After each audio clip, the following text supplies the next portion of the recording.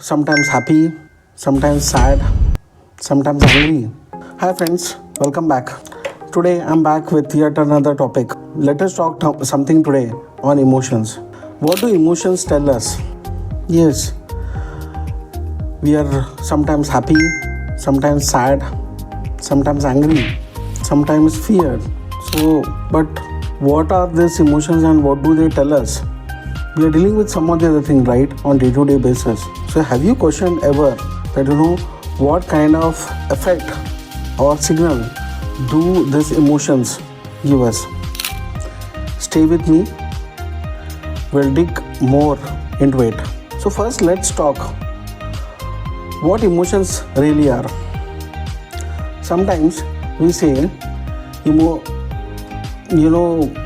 I'm sad. So what does sadness say? Sadness is something like, something needs to be taken care of. Or sometimes you are frightened. You fear. So what does fear say? Fear says, I'm unsafe. Sometimes you feel joy. What does joy says? You feel like you are aligned. So these emotions, these different emotions are, kind of communication within us. Or I can say from within. So, but what is this communication from within trying to tell us? When we try to listen us, does it guide us? Or say when we try to ignore it, they do shout more, right? They're repetitive. So what happens if you suppress this kind of emotions? To be frank, when you suppress any kind of emotion, they may return more way bigger. Something like, it can turn into anxiety. Your stress levels can go high.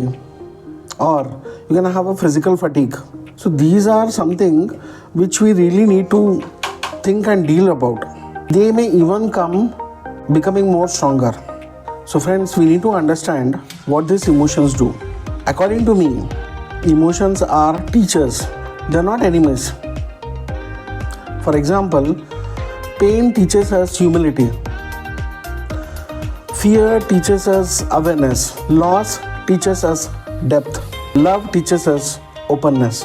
Or say in Indian wisdom, where we deal with different scriptures.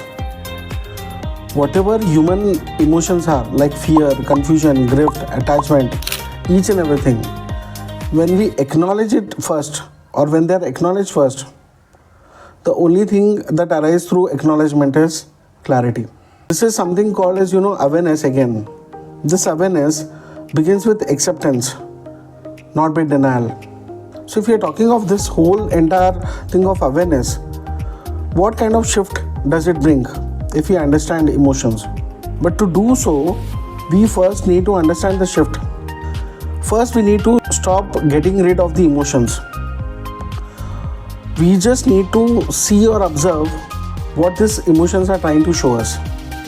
Now, for example, if you start noticing or observe the emotions, they try to soften us, they try to move, they try to lose control. Correct? The more you understand it, more you'll have clarity. Now, to get that shift, there's a simple practice. First thing I told you to observe it. Second is, when you start observing it, try to see what kind of feeling you get. When you observe that feeling, you'll really understand this is what I was looking for, or this is what the emotion is trying to tell you. It's a silent communication, correct? And when I'm talking about silent communication, understand, you need to be more sharp, more alert. It just cannot be that, we just observe and it's done. No, you need to understand that, this is something wherein a lot of alertness and awareness is required. Once that is done, you understand and see the all compressed things, the all compressed emotions, whatever you have been through or whatever you have observed, they have been communicating to you internally. So friends, understand, give space for observation. Be alert. Be aware. Once you do that, and also understand before this, by doing so, you're not weak, but you're being smart, you're being alert, you're being observant. And understand, once this happens, a new shift of clarity will become.